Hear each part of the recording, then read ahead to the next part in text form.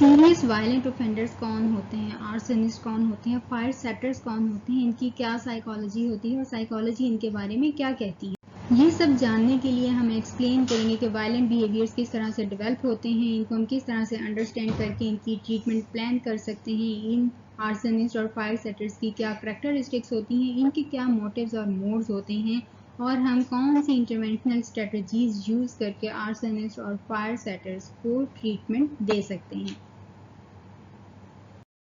Hi dear guys, welcome back to my channel Eastern Psychologist and Assalamu alaikum to everyone who is watching the video right now. Now the question is हम किस तरह से interventions को use करके arsonist और fire setters type offenders की behavioural characteristics को address कर सकते हैं और उनके बिहेवियर्स को रोक सकते हैं।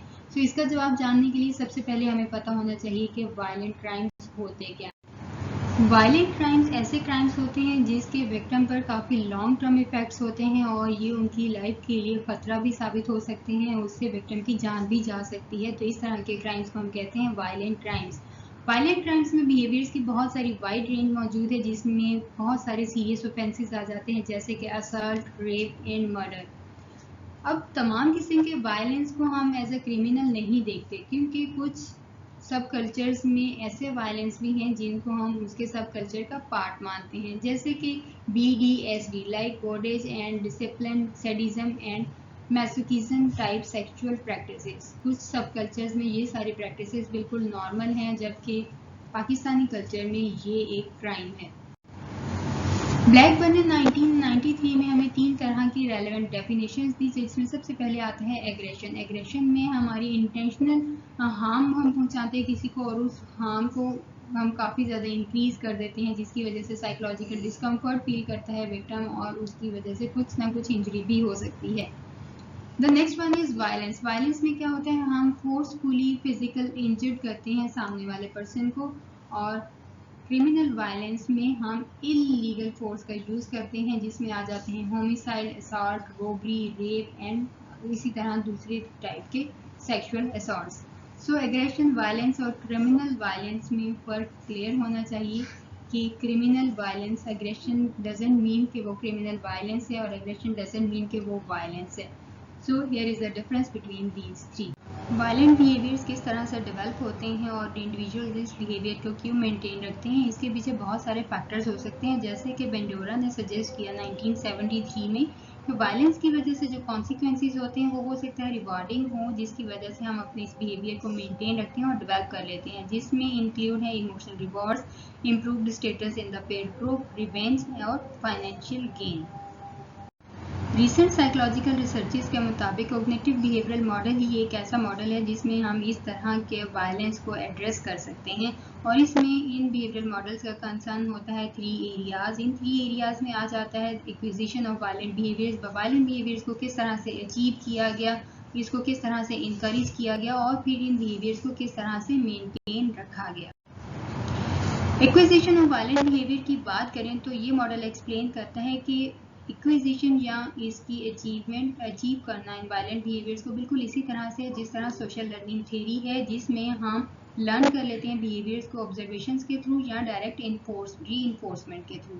जैसे कि हमने पोल्बे के एक्सपेरिमेंट में देखा कि बच्चे किस तरह से एग्रेसिव बिहेवियर अपने एल्डर से लर्न कर लेते हैं, या फिर हमारे बिहेवियर्स को जब री-इन्फोर्स किया जाता है directly, yes you are doing very good, even हमारे बैड मैनर्स को, बैड बिहेवियर्स को भी इंकरेज किया जाता है, रीइंफोर्स किया जाता है, तो हमारा बिहेवियर इंक्रीज हो जाता है।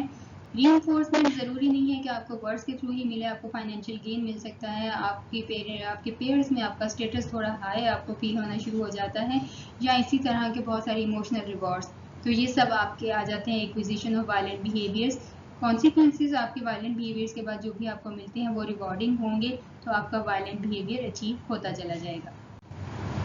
अब वो कौन से फैक्टर्स हैं जो इसको प्रमोट करते हैं हमारे वायलेंस को, इसमें आता है सिचुएशनल एनालिसिस नंबर 1, जहाँ पे हम पहले अंडरस्टैंड करते हैं कि जहाँ पर वायलेंट क्राइम्स किए जाते हैं वहाँ की पास हिस्ट्री क्या है, मतलब वहाँ पे टेम्परेचर कैसा होना चाहिए, एयर पोल्यूशन कैसी होनी चाहिए, वो एरिया क्राउडी होना चाहिए या नहीं, क्योंकि ये सारी चीज़ें लिंक करती हैं वायलेंस के साथ। इस तरह का अगर उनको सिचुएशनल एनालिसिस करने के बाद उस तरह की सिचुएशन में वो जाके क्राइम कंडक्ट करते हैं तो उनके वायलेंट बिहेवियर काफ़ी हद तक इम्प्रूव होते जाते हैं। फिर इसके बाद वो वहाँ पे सिचुएशनल क्यूज़ के बारे में सर्च करते हैं कि अगर वो वहाँ पे क्राइम कंडक्ट करते हैं तो वहाँ पे पब्लिक किस तरह का एक्शन करेगी, उस पब्लिक के एक्शंस को वो समझते हैं और दैट मीन्स कि वो सिचुएशनल क्यूज़ को समझते हैं कि वहाँ पर क्राइम कंडक्ट करने से ऑडियंस किस तरह का रिस्पॉन्स देगी। अगर वहाँ पे टेम्परेचर हाई है, पोल्यूशन है, क्राउडी एरिया है, वहाँ पे क्राइम कंडक्ट करेंगे तो लोग किस तरह से रिस्पॉन्ड करेंगे। आगे रेमंड नेवो ने एक मॉडल डेवलप किया जो कि वायलेंट बिहेवियर का एक मॉडल था। इसका मॉडल एक्सप्लेन करता है कि एंगर, कॉग्निटिव प्रोसेस और सिचुएशनल क्यूज़ में काफ़ी अच्छा रिलेशनशिप है और इसने ये भी सजेस्ट किया कि हमारे सिचुएशनल इवेंट्स ही होते हैं जो हमारे एंग्री थॉट्स को पहले ट्रिगर करते हैं और वो एंग्री थॉट्स हमारे इमोशनल अराउजल को हाइटन करते हैं, उससे इमोशनल अराउजल बढ़ता है। नोवैको ने ये भी सजेस्ट किया कि ये रिलेशनशिप हो सकता है कि एंग्री थॉट्स की वजह से इमोशनल अराउजल हो या इमोशनल अराउजल की वजह से एंग्री थॉट्स डेवलप हों, क्योंकि ये दोनों वेरिएबल्स जो हैं वो साइक्लिक हैं, एक दूसरे के साथ वेरी कर सकते हैं, वाइस वर्सा हो सकते हैं, लेकिन एंग्री थॉट्स हों या इमोशनल अराउजल, दोनों में से जो भी जिस चीज़ को इफेक्ट कर रहा है ये दोनों फाइनली लीड कर जाते हैं हमारे वायलेंट बिहेवियर्स की तरफ। नवोका ने एक इन्वेंट्री डेवलप की जिसको हम कहते हैं नोवाको एंगर इन्वेंट्री। इसमें ये मेजर करते हैं कि वो किस तरह से पीपल्स को किस तरह की सिचुएशन में रखा जाए कि उनका एंगर प्रोवोक हो जाता है, ट्रिगर हो जाता है। इसके फर्दर मॉडल को रिसर्चेस में भी कंटिन्यू किया गया और इसके बहुत ही सिग्निफिकेंट रिजल्ट्स भी मिले कि cognitive behavioural anger management treatment approaches में भी इसको यूज़ किया जाने लगा।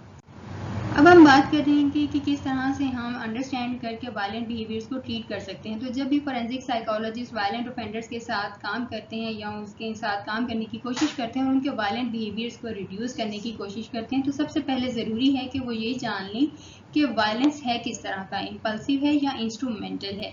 तो इन दोनों के फ़र्क को जानने के बाद ही हम एक अप्रोप्रिएट ट्रीटमेंट प्रोवाइड कर सकते हैं।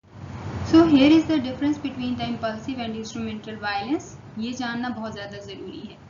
इम्पल्सिव और इंस्ट्रूमेंटल वायलेंस, हमारे पास दो तरह की वायलेंस हैं। इनकी कैरेक्टरिस्टिक्स क्या होती हैं? इम्पल्सिव की ये नेगेटिव इमोशंस होते हैं हमारे पास, ये हमारे कंट्रोल में नहीं होती, ओवर द टॉप होती हैं, reaction to provocation and highly associated with anger. जिसको हम अल्टरनेटिव जो टर्मिनोलॉजी इसके लिए यूज़ की जाती है इम्पल्सिव बिहेवियर के लिए, इसको हम एंग्री या रिएक्टिव बिहेवियर भी कहते हैं। इंस्ट्रूमेंटल की बात करें तो ये हमेशा पॉजिटिव इमोशंस में भी ये अकर हो सकता है कि इमोशंस पॉजिटिव हैं लेकिन अचानक से हमला हो गया। Needs to achieve a desired outcome, जहाँ पे हमारा मकसद होता है कि हम कोई डिजायर्ड आउटकम अचीव कर लें। Typifies the activities of organized crime groups when who often commit strategic and planned violence as a mean to achieve or otherwise non-violent goals such as money or drugs. So इस तरह की instrumental crime को हम proactive violence भी कहते हैं। अगर आप साइकोलॉजिस्ट हैं और वायलेंट ऑफेंडर्स के साथ काम कर रहे हैं तो उनकी कैरेक्टरिस्टिक्स को समझने में ये क्वेश्चंस आपके लिए काफ़ी हेल्पफुल हो सकते हैं। For example, how did the offence occur, what acts were involved, is this a repeated pattern for this offender, what were the goals or motives of the offender, was there an influence of drugs or alcohol, was the offense committed in the presence of anger, or does the offender have violent fantasies? So these questions are very important. Keep in mind whenever you will try to do work with the violent offender. अब हम देखते हैं वो कौन से specific offence characteristics हैं या फिर ऑफेंडर की नेचर है जिसको हम अंडरस्टैंड करके एक प्रॉपर और इफेक्टिव ट्रीटमेंट अप्रोच प्लान कर सकते हैं। फॉर एग्जांपल, क्या ऑफेंडर का टारगेट कोई स्पेसिफिक ग्रुप है जैसे कि औरतें या बच्चे या फिर स्ट्रेंजर्स, या फिर ऑफेंडर कोई वेपन यूज़ करता है कोई भी क्राइम कंडक्ट करने के लिए। इसके अलावा ये जानना भी बहुत ज़रूरी है कि क्या ऑफेंड या क्राइम कंडक्ट करने के बाद कुछ पोस्ट ऑफेंस रिएक्शंस भी ऑफेंडर के सामने आते हैं या नहीं। Post offence reactions crime conduct करने के बाद के रिएक्शंस। फॉर एग्जांपल, आपको क्राइम कंडक्ट करने के बाद जो इनिशियल सेटिस्फेक्शन मिलती है, क्या वो थोड़ी देर के बाद डिसअपेयर हो जाती है, ख़त्म हो जाती है, या फिर वो इनिशियल सेटिस्फेक्शन आपके पॉजिटिव मूड को लीड करती है, आपका मूड बहुत अच्छा हो जाता है क्राइम कंडक्ट करने के बाद। सो ये पोस्ट ऑफेंस रिएक्शंस भी पूछना और नोट करना काफ़ी ज़रूरी होता है। वायलेंट बिहेवियर्स को इफेक्टिवली ट्रीट करने और उनके रिस्की बिहेवियर्स को रिड्यूस करने के लिए साइकोलॉजिस्ट के लिए बहुत ज़रूरी है कि वो उनके ऑफेंडर्स के बिहेवियर को असेस करें और अंडरस्टैंड करें। और इसके लिए सबसे ज़्यादा वाइडली यूज़ होने वाला मेजर है जिसको हम कहते हैं violence risk appraisal guide, VRAG, जिसको हैरिस राइस और क्विंसन ने 1993 में इंट्रोड्यूस करवाया था। इस स्केल के अंदर 12 आइटम्स हैं और उसको ट्रेन प्रैक्टिशनर्स ही यूज़ कर सकते हैं। VRAG प्रोड्यूस करता है अगर हाई रिस्क, तो इसका मतलब है कि violent offender further violent offences must commit करेगा इन फ्यूचर। और ये भी उम्मीद रखी जाती है कि अगर हम इन ऑफेंडर्स की प्रॉपर ट्रीटमेंट कर लें और दोबारा से इस स्केल को अप्लाई करें तो उनके स्कोर्स काफ़ी लो होंगे, जिससे ये साबित होगा कि फ्यूचर में उनके वायलेंट रीऑफेंडिंग का रिस्क काफ़ी ज़्यादा कम हो सकता है या हो जाएगा। सो यहाँ तक हमने जितना भी पढ़ा उसके थ्रू आप अपना नॉलेज टेस्ट कर सकते हैं that what is the difference between violence and criminal violence, what is impulsive violence, what is instrumental violence, and how does the cognitive behavioral model explain the acquisition or learning or violent behavior. And number 5, critically consider how an understanding of violent behavior can impact upon treatment. Serious offenders के बाद अब हम बात करते हैं next topic की, जो है arson and fire setting. Arson एक सीरियस क्राइम है और इसके हमें बहुत ज़्यादा नुकसान होते हैं और इसमें हमें इकोनॉमिकल नुकसान होते हैं और इससे जान भी जा सकती है।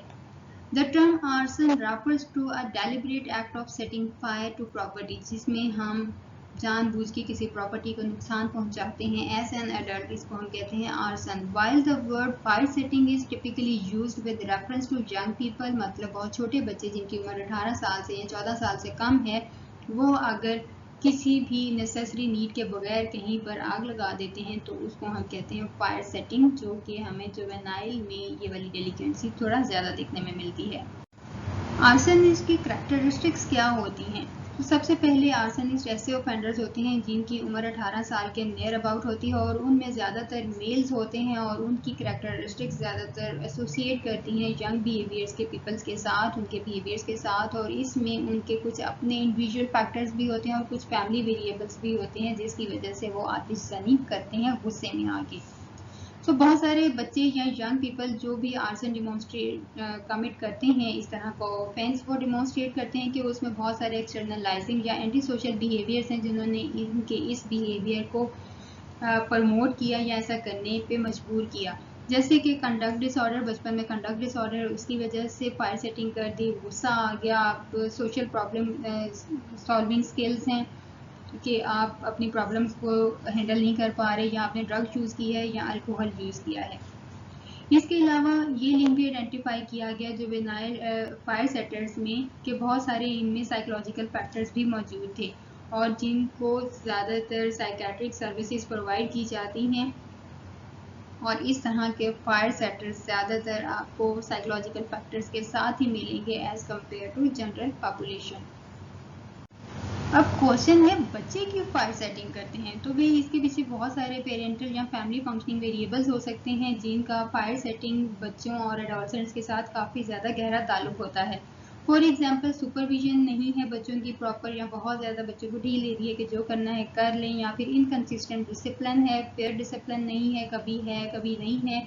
तो ज़्यादातर इस तरह के वेरिएबल्स बच्चे या पेरेंट्स रिपोर्ट करते हैं कि बच्चों ने अगर आग लगाई तो वो उसके पीछे क्या रीज़न थी, पेरेंट्स ने उनको सुपरवाइज नहीं किया या उनको डिसिप्लिन नहीं दिया या उनको सिखाया नहीं कि एक्चुअली अगर कहीं आप आग के साथ खेलते हैं तो इसकी वजह से क्या हो सकता है।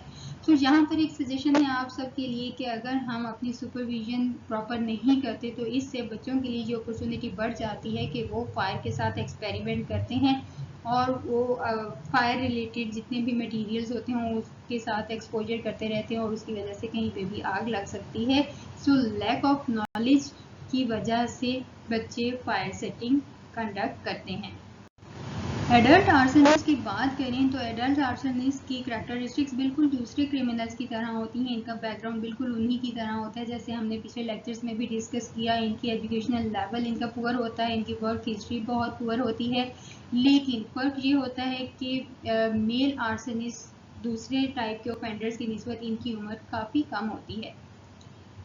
Arson is often part of a wide area of offending. Arson just एक आग ही नहीं लगाते, उसके पीछे बहुत सारे और क्राइम्स भी कंडक्ट किए होते हैं इन्होंने, और उन क्राइम्स को छुपाने के लिए ये वहाँ पे आग लगा देते हैं जिसकी वजह से प्रॉपर्टी को काफ़ी ज़्यादा नुकसान पहुँचता है। और अगर ऐसे लोग जेल में जाते हैं तो वो अपने उस क्राइम की वजह से जाते हैं जिसको छुपाने के लिए उन्होंने आग लगाई, जैसे कि कहीं पे चोरी करना या बर्गलरी मीन्स डाका करना, फोर्सफुली किसी भी बिल्डिंग में एंटर हो जाना और वहाँ पे डकैती करना, तो वहाँ यहाँ पे किसी का मर्डर कर देना। इस तरह के क्राइम्स को छुपाने के लिए जब ये आग लगाते हैं तो बेसिकली इनके अरेस्ट होने की वजह वो क्राइम होता है जिसकी वजह से इन्होंने आग लगाई या जिसको छुपाने के लिए आग लगाई। नाउ द क्वेश्चन इज, औरतें क्यों आग लगाती हैं? वुमेन आर्सनिस्ट के बारे में बात करेंगे तो सबसे पहले अप्रॉक्सीमेटली याद रखें 86% ज़्यादातर आर्सन ऑफेंसेस कमिट होते हैं बाय मेन और मेल, और बाकी की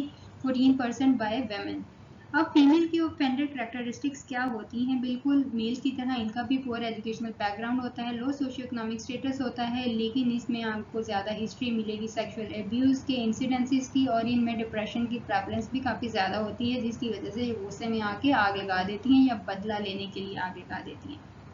सो मेल्स और फीमेल आर्सनिस्ट के बारे में बिल्कुल सेम कंसीडर किया जाता है कि इनकी हिस्ट्री या इनका बैकग्राउंड या बचपन काफ़ी डिफ़िकल्ट हो सकता है। फॉर एग्जांपल इनकी काफ़ी निगलेक्टफुल, अनडिसिप्लिन और बहुत ही बुरी तरह की अपब्रिंगिंग होती है जिसकी वजह से इनका बिहेवियर कुछ इस तरह का होता है। इसके अलावा ये भी देखा गया है कि जनरल फीमेल ऑफेंडिंग पॉपुलेशन में अगर देखा जाए तो उनमें से ज़्यादातर फीमेल आर्सनिस्ट में भी आपको बहुत सारे दूसरे ऑफेंसेस या क्राइम्स की हिस्ट्री मिलेगी, मतलब उन्होंने अपना जुर्म छुपाने के लिए कहीं पर आग लगा दी, बिल्कुल जिस तरह से मेल्स अपने जुर्म को छुपाने के लिए आग लगाते हैं और अरेस्ट होने की वजह वो ऑफेंस होता है जिसको छुपाने के लिए आग लगाई। अब इन आर्सनिस्ट के कौन से मोटिव्स या मोड होते हैं? तो बहुत सारे डिफरेंट रीजंस हो सकती हैं, मोटिव्स हो सकते हैं जिसकी वजह से लोग आर्सन कमिट करते हैं। सबसे पहले कोई प्रॉफिट गेन करना है, कोई कंपनी को आग लगाने से उससे इंश्योरेंस के पैसे मिल जाते हैं, या फिर किसी कंपटीटर को बिजनेस से आउट करना है तो हम वहाँ पे आग लगा देंगे। Number 2, the vandalism typically accounts for the largest number of arson attacks, जिसमें हम बार बार अटैक करते हैं, बार बार इससे हमें दिल सुकून मिलता है। इन अटैक्स की वजह हो सकती है हमारी एक्साइटमेंट, हमारा बदला, गुस्से में बार बार जब भी गुस्सा जाके आर्सन अटैक कर दिया, दैट्स इट। क्राइम कंसीलमेंट, आपने कोई भी जुर्म किया है और उस क्राइम को छुपाने के लिए मर्डर किया है या कहीं पे डकैती की है, इसकी वजह से आप आतिशज़नी करते हैं या आग लगा देते हैं उस प्रॉपर्टी को, या फिर कोई साइकोलॉजिकल प्रॉब्लम भी हो सकता है। शाइस ने 1985 में आर्सन बेस्ड बिहेवियरल इंडिकेटर्स को 4 मोड्स के थ्रू प्रपोज किया कि वो कौन से 4 मोड्स होते हैं इन आर्सनिस्ट के। तो number 1 is adaptive, then expressive, integrative and conservative. Adaptive में मीन्स हम किसी गेन के लिए, हमें कुछ चाहिए जिसकी वजह से हम क्राइम कंडक्ट करते हैं, आग लगा देते हैं किसी जगह पे। For example setting fire to a crime scene to hide evidence, there may be more than one offenders involve, इसमें एक से ज़्यादा ऑफेंडर इन्वॉल्व हो सकते हैं। Next one is expressive, expression of psychological factor, हम यहाँ पे अपने साइकोलॉजिकल फैक्टर्स को एक्सप्रेस करते हैं। For example setting fire to a school, school अच्छा नहीं है, यहाँ पे कुछ बुरा हुआ है, तो हम अपने साइकोलॉजिकल फैक्टर्स को खुद को सेटिस्फाई करने के लिए हम वहाँ पे स्कूल में आग लगा देते हैं। Targets are likely to have emotional और सिंबॉलिक सिग्निफिकेंसेस। इंटीग्रेटिव में हमारा प्रॉब्लम होता है, हमारा मोड होता है अटेंशन सीकिंग, हम अटेंशन लेना चाहते हैं। For example setting fire to one's own home, अपने ही घर में आग लगा देना। Offenders seek attention due to psychological factors and may harm themselves और अदर्स। जहाँ पर इंटीग्रेटिव में अटेंशन सीकिंग में हम अपने ही घर में आग लगा देते हैं जिसकी वजह से किसी दूसरे को भी नुकसान पहुँच सकता है, इवन हमें खुद को भी नुकसान पहुँच सकता है। Then the fourth one is conservative, venting frustration. For example, setting a fire to exact revenge on someone. Arson is used as a way of venting frustration and therefore restoring well-being. अपने well being को restore करने के लिए हमारे अंदर जो बदले की आग भड़क रही होती है, हम उसको कहीं पे आग लगा के उस फ्रस्ट्रेशन को निकाल देते हैं। सो ये हमारे 3 मोड्स होते हैं। जब भी हम किसी फायर सेटर ऑफेंडर के साथ हम काम करते हैं तो हम उसके ये मोड्स देखते हैं कि उसने आग क्यों लगाई, उसका पर्पस अडॉप्टिव था, एक्सप्रेसिव था, इंटीग्रेटिव था या फिर कंजर्वेटिव था। इंटरवेंशन स्ट्रेटजीज की बात करें तो हम सब जानते हैं कि अब आर्सन इसकी क्या करैक्टरिस्टिक्स होती हैं और लोग क्यों कमिट करते हैं आर्सन, ये सब हमने जान लिया। तो ये सब जानने के बाद ये बहुत ज़रूरी है कि हम कौन सी इंटरवेंशन स्ट्रेटजीज एग्जिस्ट करती हैं जो हम इन ऑफेंडर्स के साथ ट्राई कर सकते हैं उनके रिस्क ऑफ रीऑफेंडिंग को रिड्यूस करने के लिए। सो पाल्मर्स ने एक रिसर्च की और उसने ये पता लगाया कि वो कौन सी इंटरवेंशन स्ट्रेटजी है जिसको हम प्रॉपरली यूज़ कर सकते हैं, और वो 2 अप्रोचेस जो उसने फाइंड आउट की उनमें से सबसे पहली है एजुकेशनल अप्रोच, जिसमें हमारा मकसद होता है कि हम इंडिविजुअल्स को इन्फॉर्म करें कि फायर सेटिंग से किस किस तरह के खतरे हो सकते हैं। और दूसरी है साइको सोशल इंटरवेंशन, इसका मकसद है कि हम ऑफेंडर्स के एस्पेक्ट्स को चेंज करें, उनके एटीट्यूड्स को चेंज करें और उनके सब्सिक्वेंट बिहेवियर्स को चेंज करें ताकि वो नेक्स्ट रीऑफेंडिंग ना करें। सो एजुकेशनल अप्रोच की बात करें तो ये ज़्यादातर बच्चों के लिए यूज़ की जाती है और इसमें हम रेस्क्यू सर्विसेज की कुछ सर्विसेज लेते हैं ताकि हम एजुकेशनल इंटरवेंशंस को डिलीवर कर सकें। और ऐसा सोचा जाता है कि अगर हम उनकी सर्विसेज के थ्रू ये एजुकेशनल अप्रोच डिलीवर करते हैं तो इससे काफ़ी पॉजिटिव रिजल्ट्स आते हैं। तो बहुत सारे इंस्टीट्यूट्स इस प्रोग्राम को यूज़ करते हैं जिसे हम कहते हैं FACE face program, that is fire awareness child education. So अगर इस स्कीम को या इस सर्विस को हम यूज़ करते हैं यूथ ऑफेंडिंग टीम के साथ तो इससे बहुत ज़्यादा अच्छे रिजल्ट्स मिलते हैं हमें। ठीक है, माना कि रेस्क्यू सर्विसेज हमारे बिहेवियर को जज करने में बहुत ज़्यादा एक्सपर्ट नहीं होती, लेकिन वो हमें फायर सेफ्टी के बारे में बहुत अच्छे तरीके से एजुकेट कर सकती हैं। तो दैट्स वाई हम रेस्क्यू सर्विसेज की सर्विसेज लेते हैं एजुकेशनल अप्रोच को डिलीवर करने के लिए। साइको सोशल इंटरवेंशंस की बात करें जहां पर हम अपने ऑफेंडर को इनकरेज करते हैं थ्रू ऑब्जर्वेशन और थ्रू रिवार्डिंग, तो वहीं पर हम इस साइको सोशल इंटरवेंशन को इनकॉर्पोरेट कर लेते हैं कोग्निटिव बिहेवियरल मॉडल के साथ, जहां पर हम ऑफेंडर्स की ट्रेनिंग करते हैं, उनकी स्किल्स की ट्रेनिंग करते हैं कि वो किस तरह से अपने गुस्से को और अपने इमोशनल अराउजल को एक्सप्रेस कर सकते हैं एक अप्रोप्रिएट वे में। इसके अलावा हम उनकी प्रो सोशल बिहेवियर्स को इन्हेंस करते हैं कि किस तरह से उनका बिहेवियर सोशली एक्सेप्टेबल हो सकता है, किस तरह से उनको बिहेव करना है अपने सोशल गैदरिंग में या कम्युनिटी में, उनकी पेरेंटल प्रैक्टिसेस किस तरह की होनी चाहिए, अगर वो पेरेंट्स हैं या फिर वो फैमिली में किस तरह से अच्छे से फंक्शनिंग कर सकते हैं। सो बहुत सारे इंस्टीट्यूट्स ऐसे भी हैं जहाँ पर ये सर्विसेज यूज़ की जाती हैं। फॉर एग्जांपल हेल्थ डिपार्टमेंट्स में या हेल्थ सेटिंग्स में कोग्निटिव बिहेवियरल स्किल्स की ट्रेनिंग दी जाती है विद कोऑपरेशन ऑफ फायर और रेस्क्यू सर्विसेज। लिटरेचर से हमें ये पता लगता है कि हम इंटरवेंशनल स्ट्रेटजीज एडल्ट्स के लिए यूज़ करते हैं, एडल्ट आर्सनिस्ट के लिए यूज़ करते हैं, स्पेशली अगर वो साइकेट्रिक पेशेंट्स भी हैं तो इस तरह के पेशेंट्स के साथ हम कोग्निटिव बिहेवियरल ट्रेनिंग यूज़ करते हैं ज़्यादातर, और इनकी ट्रीटमेंट में ज़्यादातर इंडिविजुअल होती है as compare to group focused. Arsonist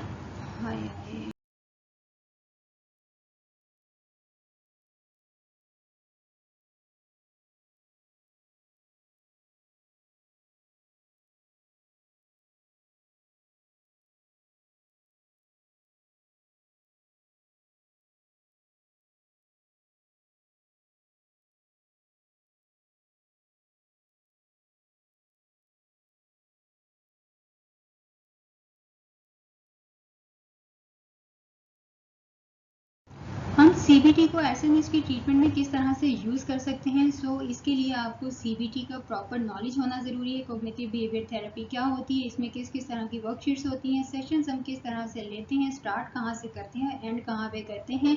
so cognitive behavioural therapy का प्रॉपर नॉलेज होना बहुत ज़रूरी है क्योंकि हमने आर्सनिस्ट की सारी कैरेक्टरिस्टिक्स देखी, उनके मोड्स और मोटिव्स के बारे में बात की और कौन कौन सी डिफ़िकल्टीज होती हैं, कौन कौन से फैक्टर्स होते हैं, क्यों अचीव करते हैं ये वाले बिहेवियर्स, इसको किस तरह से मेंटेन करते हैं और ये किस तरह से प्रमोट होते हैं। ये सब जानने के बाद आपको CBT में से वो प्रॉपर टेक्निक निकाल के लानी है जो हम इन एडसमिस की ट्रीटमेंट के लिए यूज़ कर सकते हैं।